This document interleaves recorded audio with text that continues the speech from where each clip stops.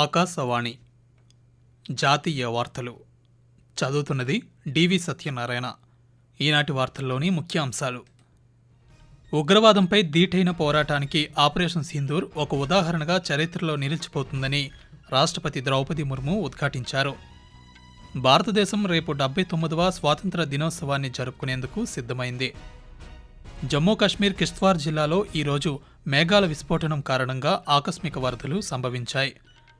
పాకిస్తాన్ దుస్సాహసానికి పాల్పడితే భారీ మూల్యం చెల్లించక తప్పదని భారత్ హెచ్చరించింది.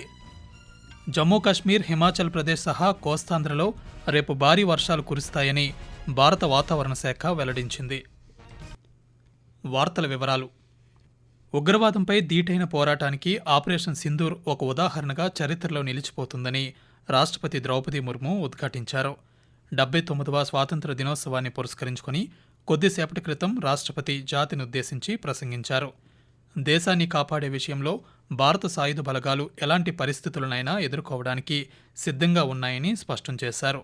ఆర్థికంగానే కాకుండా అన్ని విధాలుగా స్వావలంబన దేశంగా భారత్ అవతరిస్తోందన్నారు.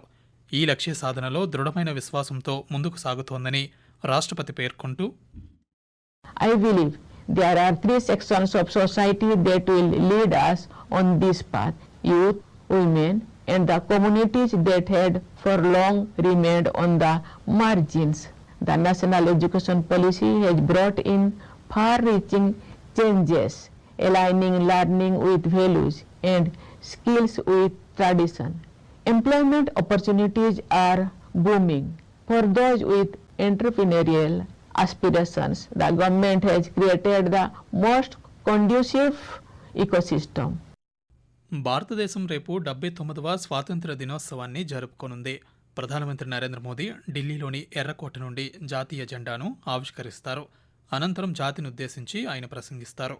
ఈ సంవత్సరం స్వాతంత్ర దినోత్సవ వేడుకల సందర్భంగా ఆపరేషన్ సింధూర్ విజయాన్ని సైతం దేశమంతటా జరుపుకునేలా కార్యక్రమాలు రూపొందించారు. ఎర్రకోటలో జరిగే వేడుకలను వీక్షించడానికి వివిధ రంగాల నుండి సుమారు 5,000 మంది ప్రత్యేక అతిథులను ఆహ్వానించారు.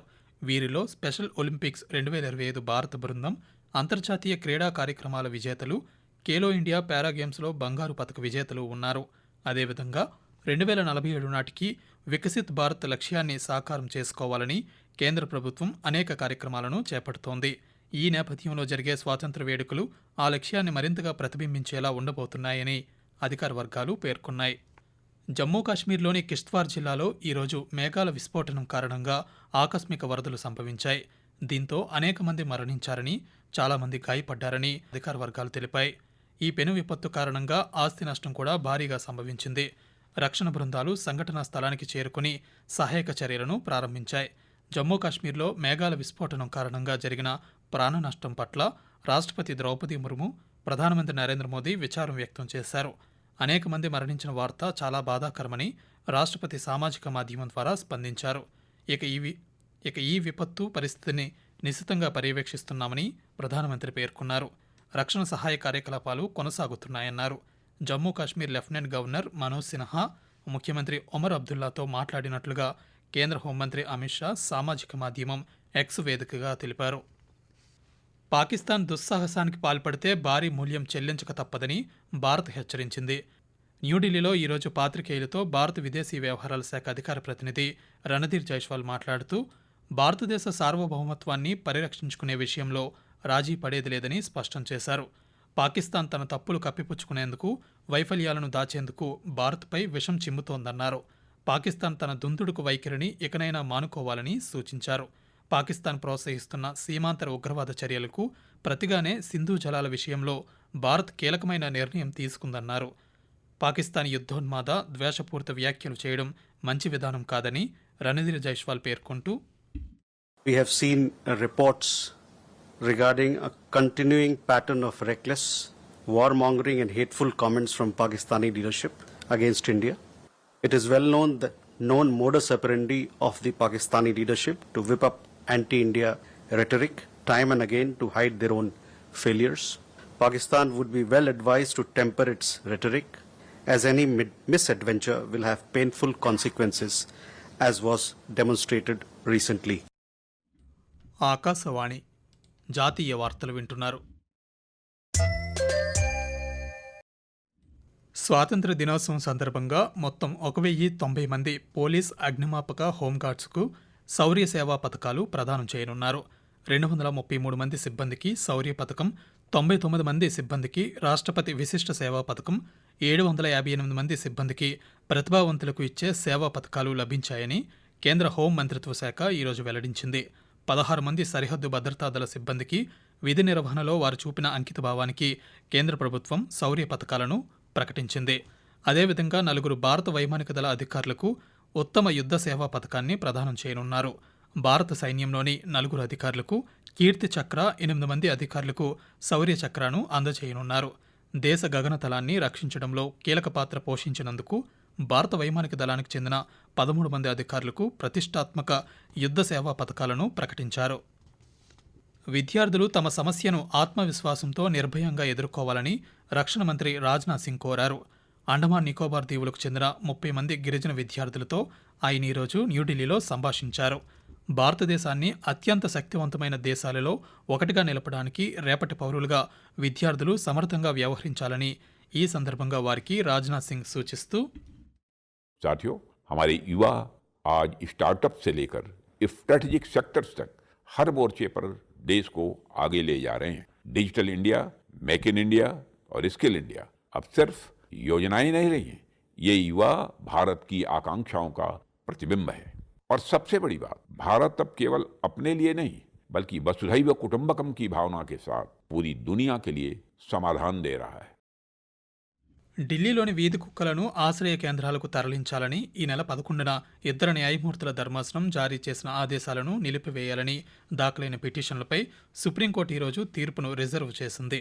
ఢిల్లీ నుంచి వీధి కుక్కలన్నింటినీ తరలించాలన్న సుప్రీంకోర్టు ఆదేశాలపై తీవ్ర అభ్యంతరాలు, నిరసనలు వ్యక్తమవుతున్న నేపథ్యంలో justice Vikramnath, justice Sandeep Mehta, justice N V అంజీరియతో కూడిన త్రిసభ్య ధర్మాసనం విచారణ చేపట్టింది. ఈ సందర్భంగా కుక్కల నియంత్రణకు స్థానిక అధికారులు చర్యలు తీసుకోకపోవడాన్ని తీవ్రంగా తప్పుపట్టింది. కుక్కల బెడదకు వారే కారణమని ధర్మాసనం పేర్కొంది. పార్లమెంట్ చట్టాలు, నిబంధనలు రూపొందిస్తున్నప్పటికీ క్షేత్రస్థాయిలో అవి అమలు కావడం లేదని అసంతృప్తిని వ్యక్తం చేసింది. బీహార్లో కేంద్ర ఎన్నికల కమిషన్ నిర్వహించిన స్పెషల్ ఇంటెన్సివ్ రివిజన్ SIR విషయంలో కాంగ్రెస్ పార్టీ ద్వంద్వ ప్రమాణాలను అవలంబిస్తోందని కేంద్ర పర్యాటక, సాంస్కృతిక శాఖ మంత్రి గజేంద్ర సింగ్ షెకావత్ అన్నారు. న్యూఢిల్లీలో ఈరోజు ఆయన పాత్రికేయులతో మాట్లాడుతూ రాజ్యాంగ సంస్థల సమగ్రతను కాంగ్రెస్ పార్టీ అదే పనిగా ప్రశ్నిస్తోందన్నారు. ఈ అంశంపై ప్రజలను సైతం తప్పుదారి పట్టించడానికి కాంగ్రెస్ ప్రయత్నిస్తోందని ఆయన పేర్కొన్నారు.